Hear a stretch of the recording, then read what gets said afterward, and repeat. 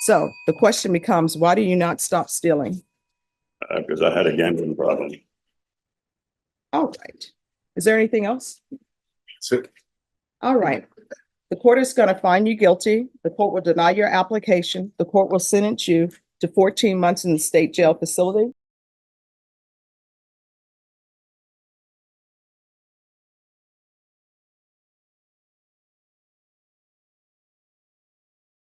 Welcome back to Courtroom Chronicles, where real cases unfold with drama you can't script. Today, we're in Texas, and the defendant sitting before the judge is David Michael Lynn, a man whose criminal history reads longer than most people's resumes. But here's the catch: despite dozens of arrests, thefts, and probation revocations, Lynn is asking for probation again. His defense: that he's not just rehabilitating himself, he's the caretaker of two sick parents. But will the judge buy that argument, or will his past finally catch up with him? Stick around, because what happens in this hearing is a masterclass in how past choices shape courtroom outcomes.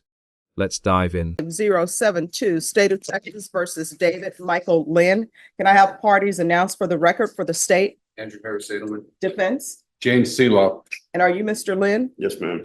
All right, you entered a plea of guilty on June 27th.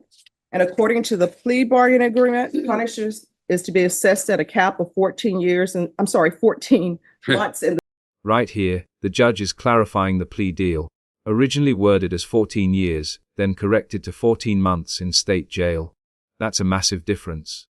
And this shows you just how precise courtroom language has to be. One slip could change a man's life by more than a decade. Now think about this. If you were David, would you risk a trial, or take the plea deal with a guaranteed 14 months? Let us know in the comments, would you gamble on your freedom, or play it safe with a plea bargain? state jail facility. The state opposes your application. Have both parties had a chance to review the PSI report? State. No, Your Honor. Defense? Yes, I have. All right, any objections? No objections. All right. Although he does say that he can live with his parents as opposed to being homeless. Okay. Is that correct? Yes. All right, so the state is opposed to your application. Any witnesses? Defense? No, Your Honor. State, do you have any witnesses? No, Your Honor. All right, the court will hear argument. Your Honor, my client has never been on felony probation, and he's never had the theft course. And I asked the court to take a look at the offense itself and what was stolen. He was homeless at the time, and currently he says that he can live with his parents. And I asked the court respectfully to consider probation. All right. In And this circumstance, do you have anything, David? Well, yeah. just 1 second. All right. Counsel, could you have another trial court certification filled out for me, please? Another one? Yes. Okay. It is on the box. Because this one is dated June 27th, and I think it's because the court thought that we were proceeding with sentencing at that time. And then after you sign that, the court will hear testimony from you, Mr. Lynn. All right. Do you solemnly swear or affirm the testimony you give will be the truth and nothing but the truth, so help you God? Yes, ma'am. All right, you can lower your hand, state your name for the record. David Lind. All right, counsel, would you wish for your client just to talk to the court, or do you have questions? No, I would like my client to address the court. Yeah, I'm just living in my parents' house. I'll be taking care of them. My mom has dementia and my dad can barely walk. This is a powerful emotional appeal.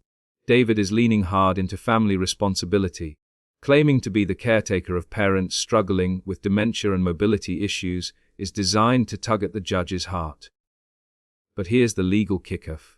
Judges often don't allow probationers to act as caregivers because it creates a conflict of interest. Probation means strict supervision, and being a caregiver can interfere with compliance. So here's the real tension: is David sincere, or is this just another card he's playing to avoid jail? What do you think? Is this compassion or manipulation? So I'm kind of like their caretaker. All right, when people are on probation in this court, I don't allow them to be home health care Oh, providers. no, I'm not getting paid for it. I go over there and help them out. Okay. Yes. Why were you not doing this before you picked up these new cases? I've been going over there. Mhm. Yes, ma'am. All right, so here's the court's concern. Looking at your criminal history, And here comes the bombshell moment. The judge pulls out David's rap sheet. And folks, it is staggering. Theft after theft, probation revoked again and again, multiple DWIs, trespassing charges. The list doesn't end. This is exactly why prosecutors push hard against probation in cases like this. It's not just about this one crime, it's about a pattern. Judges have to ask, if probation didn't work the first 10 times, why would it work now? This is the turning point where sympathy gives way to cold, hard facts. you have a criminal trespass. You were placed on deferred adjudication. The motion was withdrawn after a motion to revoke was filed and the case was dismissed. Then you had a theft case in 1995. You were granted 6 months probation. A motion to revoke was filed, then withdrawn. Case was closed. In 1996, you had a driving while intoxicated case. You were given 6 months probation. A motion to revoke was filed. Probation was revoked.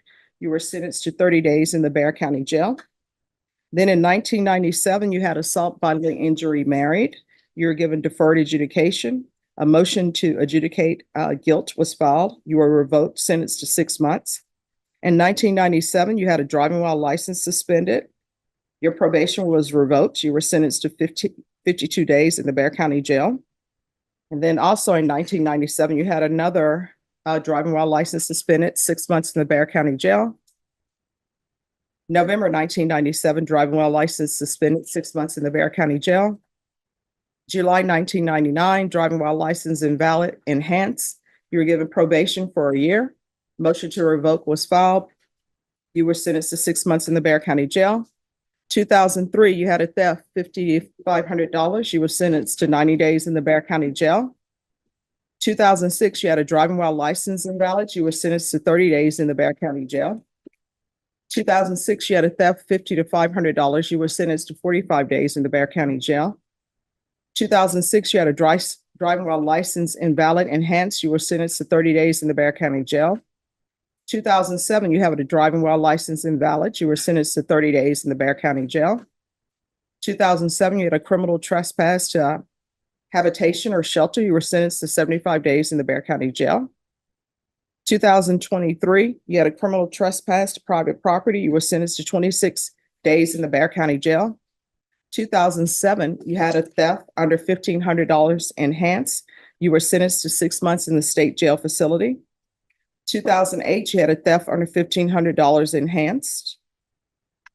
And a motion to revoke was filed and you were continued on probation. And then you were revoked and sentenced to 6 months in the state jail facility.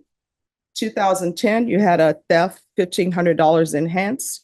You were sentenced to 8 months in the state jail facility. 2012, you had a theft under $1,500 enhanced. You were sentenced to 10 months in the state jail facility. 2013, you had a theft under $1,500 enhanced. You were sentenced to 12 months in the state jail facility. 2013, you had a theft under $1,500 enhanced. That was dismissed. You were convicted of another offense instead of that.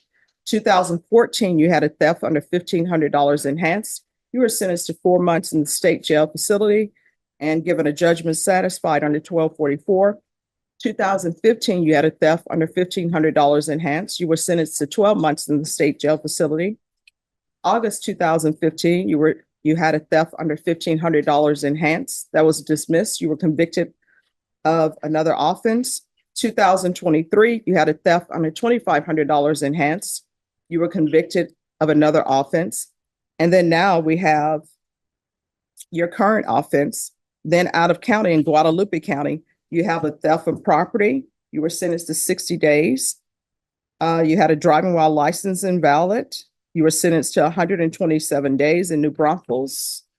Then in 2007, you had a reckless driving. You were sentenced to 20 days. Then in Travis County, you had a theft, $1,500, 2 or more previous convictions, and you were sentenced to 6 months in the state jail facility. So the question becomes, why do you not stop stealing? There it is. David's explanation boiled down to gambling addiction. On the surface, this might sound like honesty, but let's break it down. Gambling isn't an automatic pass in the courtroom.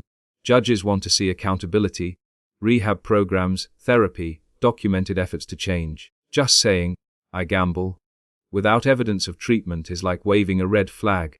It shows acknowledgement, but not action. Viewers, do you think addiction should lessen punishment, or should the law stay firm no matter what? Drop your take in the comments. All right. Is there anything else? That's it. All right. The court is going to find you guilty. The court will deny your application. The court will sentence you to 14 months in the state jail facility. And that's it. The gavel drops. David is sentenced to 14 months in state jail, with credit for time already served. Notice how swift the ruling was after the judge reviewed his history. No drawn-out deliberations, no dramatic leniency. Just a clear decision. This shows the power of criminal records. Once a judge sees repeated violations, second chances run out fast. It's a sobering reminder. The past follows you into every courtroom. Give you credit for any time served.